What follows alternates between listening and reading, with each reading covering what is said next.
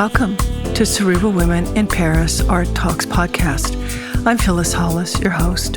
Years ago, after hearing an artist say art will save us, my intellectual curiosity was sparked, and I began a journey to understand exactly how. Through conversations with visual artists and the professionals who support them, I explore how art helps us see our history, our culture, our lives, and the experience of others in ways no other medium can. Capturing these voices is essential. They remind us of the power of art and the importance of noticing life's simple beauty.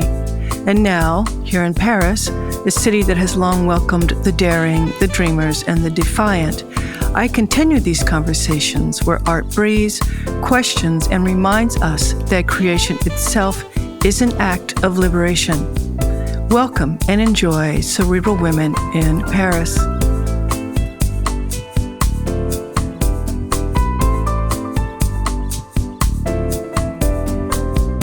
This episode features Aida Muluneh. Born in Addis Ababa, she graduated from Howard University in Washington, D.C., with a degree in communications, majoring in film. Her photography has been widely published and is included in the permanent collections of prestigious institutions such as the Museum of Modern Art, the Smithsonian's National Museum of African Art, the Hood Museum, the RISD Museum of Art, and the Museum of Biblical Art in the United States, to name a few. Aida has received several awards, including, in 2020, she was honored with the Royal Photographic Society Award in Curatorship. In 2019, she became the first Black woman to co-curate the Nobel Peace Prize exhibition and returned the following year as a commissioned artist for the prize. Her commissioned projects use creativity to educate and advocate on topics related to the environment and health. Her work has been exhibited globally and published in key publications worldwide. She is the founder of Addis Photo Fest, AFF, the first international photography festival in East Africa, held since 2010 in Addis Ababa, and the Africa Photo Fair, established in 2020 in Côte d'Ivoire. The Africa Photo Fair is both an exhibition and a virtual publication that brings emerging and established talents to the global photography community. Additionally, she established the Africa Print House, which offers fine art photography printing through her studio in Abidjan. As an educator and cultural entrepreneur, she continues to develop projects with local and international institutions in Ethiopia and Côte d'Ivoire. Enjoy this episode featuring Aida Muluneh, and visit cerebralwomen.com to read her expanded biography highlighting her as an educator and cultural entrepreneur.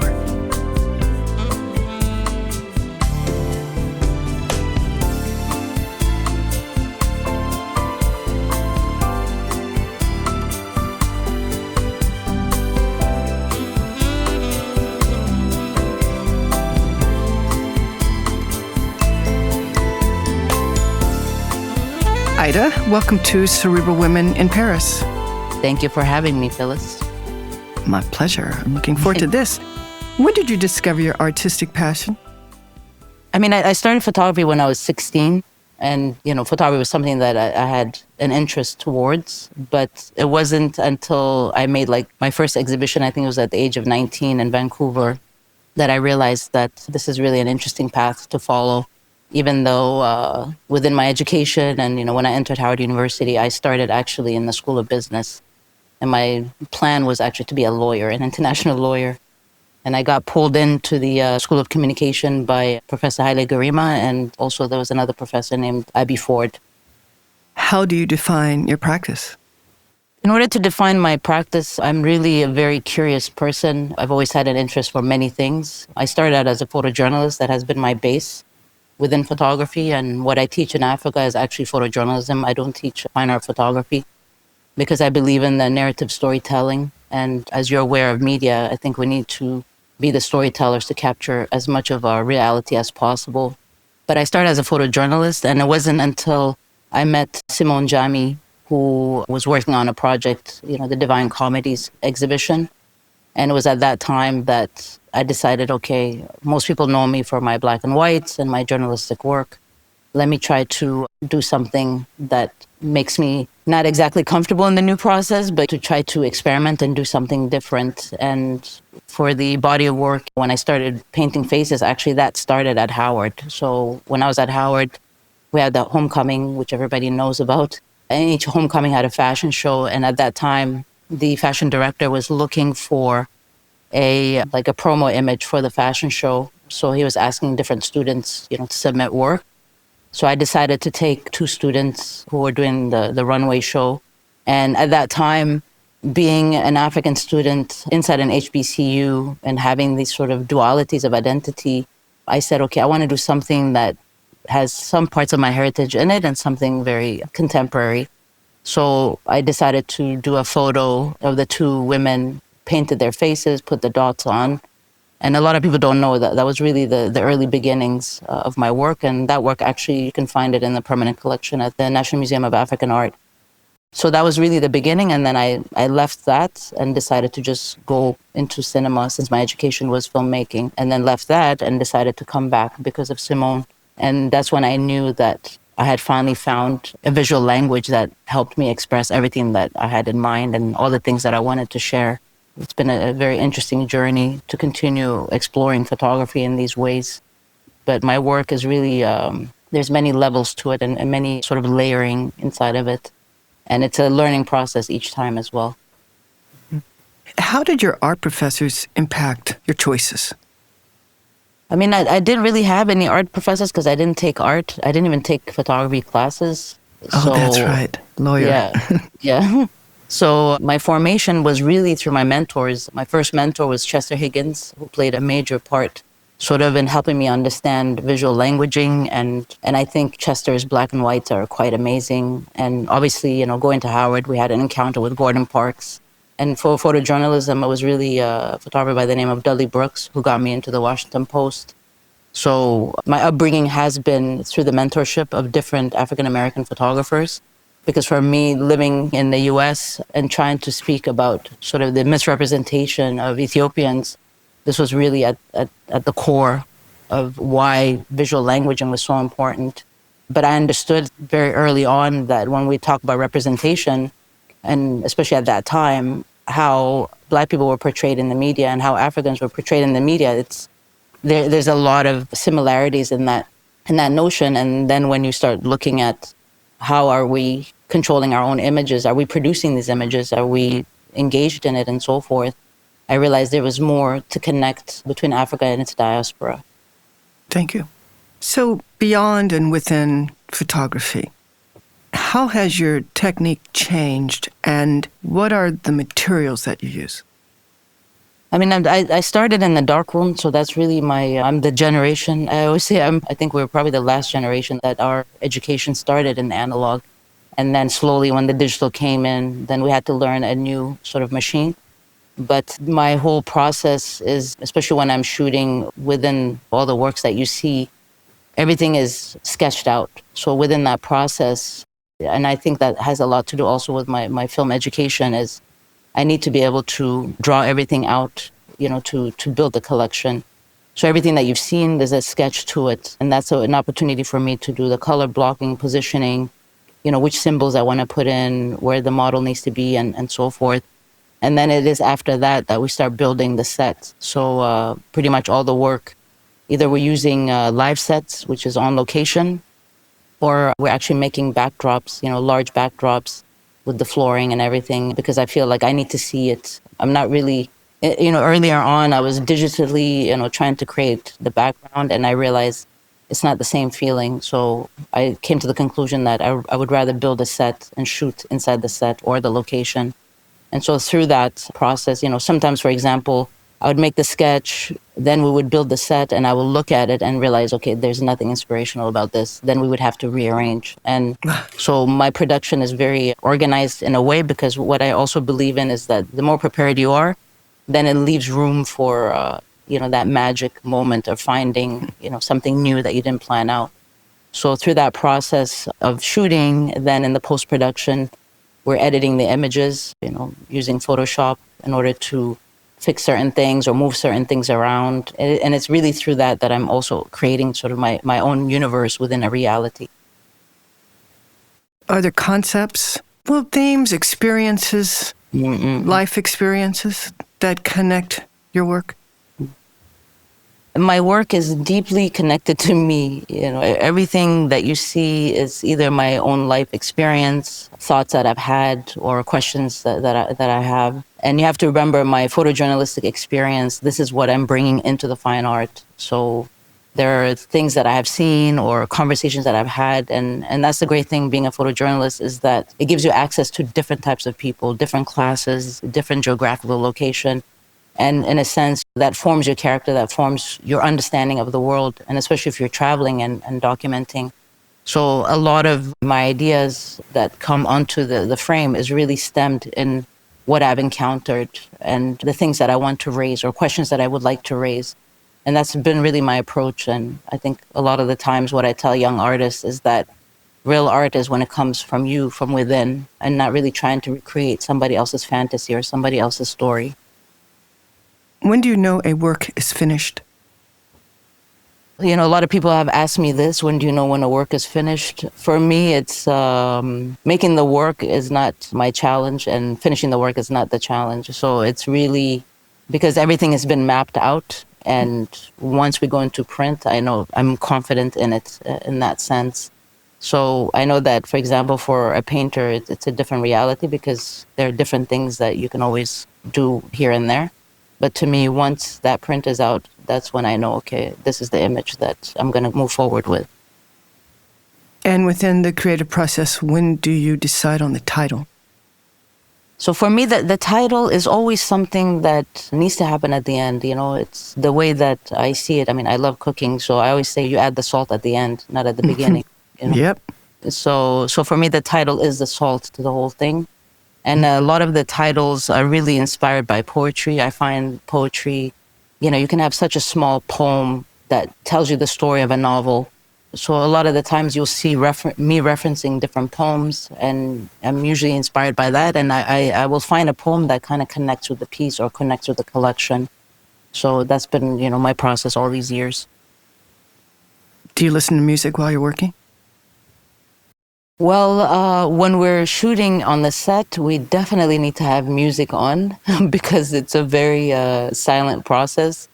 Because the models that I work with, for example, they're models that I will go back to, and they've understood sort of my work process. And then the team is sort of on board as well. So we'll play music during shooting. But in this new collection of work that I've done, where I've done hand painting on canvas, I realized that I couldn't listen to any music. So all I did was watch, not even watch, but, I had movies playing in the background. And I can't tell you how many times I've seen The Godfather. I think I've memorized every scene of it. Don't ask me why I got into The Godfather. But I didn't want to watch anything that was new because then it would be distraction.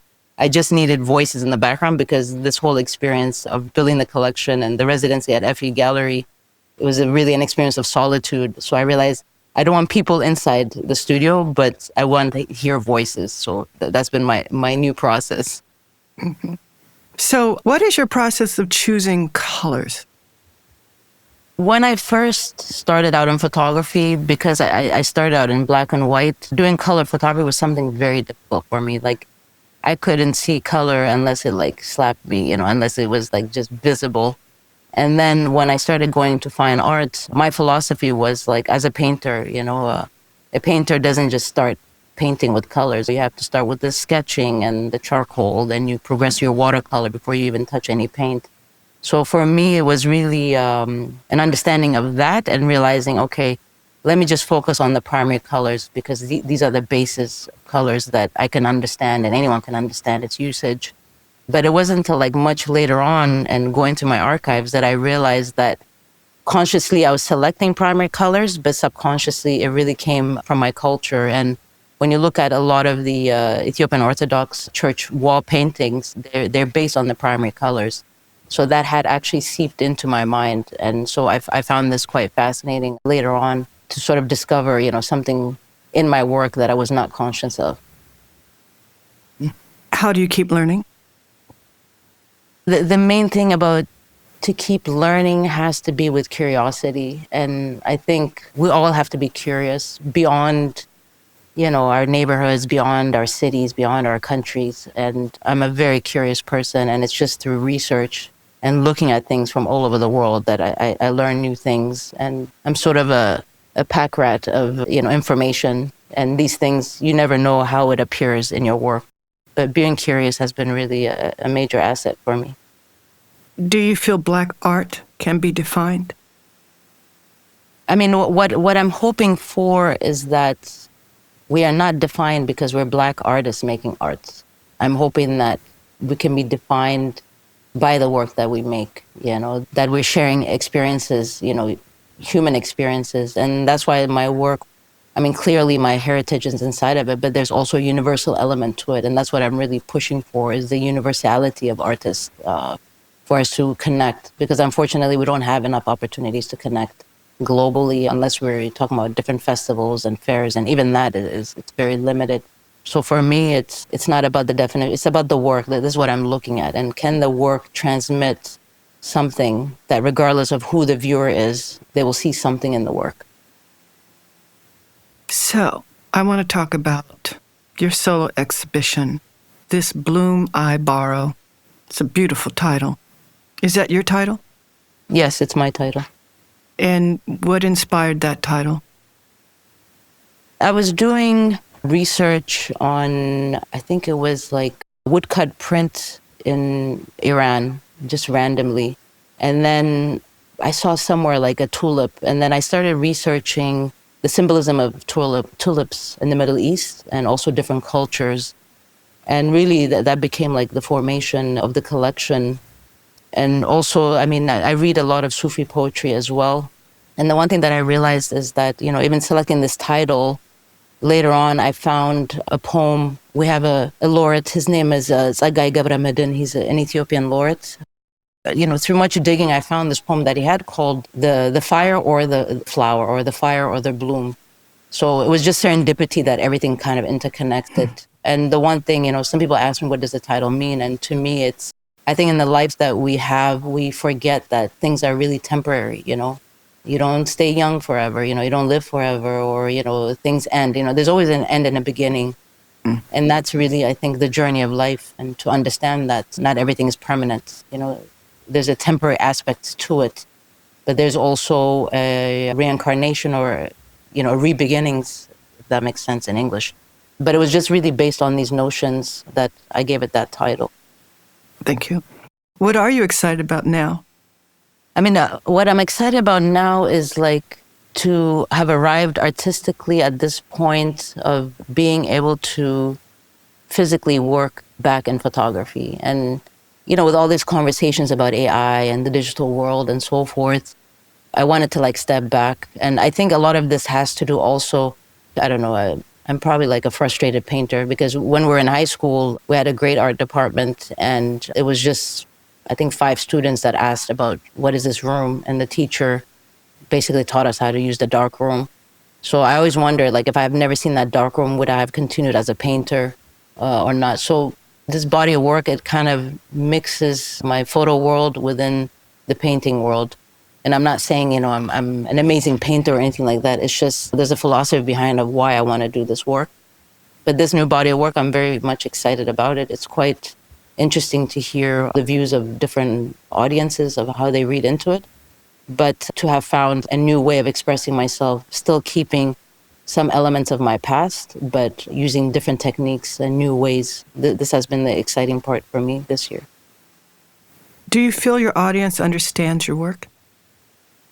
I've said in the past that I think as an artist, I don't want to make work to be understood. I want to make work to be remembered. And this is like an important point for me, because you have to remember, as artists, we make this effort to make this work, and this is what it means and so forth. But the audience, if you're not there to explain to them, they're going to read what they're going to want to read based on their backgrounds, their social structure, or, whatever history that they have. So the key thing for me is that I want to make work that people ask questions about, because and I've said this in the past, I'm not here to offer answers. I'm just raising the questions. And within that, I know a lot of people, once they see it, like they see it everywhere after that. So to me, it's being remembered is, I think, the most important thing than being understood. Because even if you're being as clear as possible, the chances of being misunderstood, it's very, you know what I'm saying? It sticks. And as a person, forget about my artwork. I mean, as a person, I know I'm misunderstood. So why am I going to fight to make people understand me or understand my work? It's good to be misunderstood because then you're not predictable. Exactly. So what do you enjoy most about your practice? I think really the act of creation, and to me, creativity is a spiritual manifestation. And I think it's something that you cannot mathematically create, or invent. It's something that just comes from inspiration. I enjoy the process of making the work. I enjoy meeting people, having conversations, building, all these things. And I also have a great team. So these are all the things that makes the process worthwhile. And, I run quite a hectic ship. So I know that everyone is on board because everyone also sees what I see. They see the vision of what I'm trying to accomplish.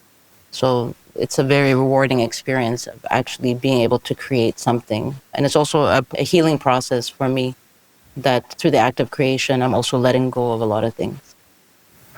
That's a gift. What do you feel is the purpose of art? I think art has several roles. The first, obviously, is self-expression. The second, for me, is documentation, because as artists, we are the witnesses of this particular time, and this is why it's necessary for artists to exist. And I can go through the beginning of time. I mean, there were artists from the beginning of time leaving their marks behind for the future. And the third is just, I think art has a huge potential, and it has also shown that it is an educational tool. So to me, these are the three pillars when people ask about how do you define art? Because it's also, as I was mentioning to you, it's to me, I'm not an elitist when it comes to art. I think every form of creativity is valid, and there's an audience for every form. But the key thing is that as artists, we have to keep producing, because it is also, we are part of documenting a specific history. And in the context of Africa, I believe that arts and culture has to be part of our developmental goals, because it's a necessity. And sometimes, business people would be like, oh, artists are this and that. And I said, look, the shirt on your back, everything that you wear was created by somebody. So creativity is not just limited to gallery walls or museum walls. It's in everyday life as well. Yeah. Yes. Thank you. I've enjoyed our conversation, and this is the last question. Mm-hmm. How do you want your work to impact the way people think? The way that I want to impact people is, first and foremost, I mean, before even this new work, a lot of people thought it was a painting, which I'm honored that they would think that, even though that the face is painted and the background is painted and so forth. But the work that I do and the exhibiting in different parts of the world, it's really bringing who I am, which, coming from Ethiopia, having those specific roots, living in Africa, and taking different elements of our traditional culture and bringing it into the future. So I know that for a lot of people that encounter my work for the first time, they have no idea that there's actually artists living and working in Africa, working in the contemporary field, exhibiting internationally, and so forth. So what I hope for is that through my work and through my exhibitions, that people are curious enough to search and to see the wide spectrum of creativity coming out of Africa. And this is why it's also important, when I organize the festival, the Africa Photo Fair, it's really with that in mind. It's to show the world that our form of creativity is quite unique to us. It's a different way of seeing things, but it's also a way to show the world that Africa is really a place with many complexities and many different realities. Well, thank you. Thank you for the work you do. Appreciate your time. And thank you very much for this time.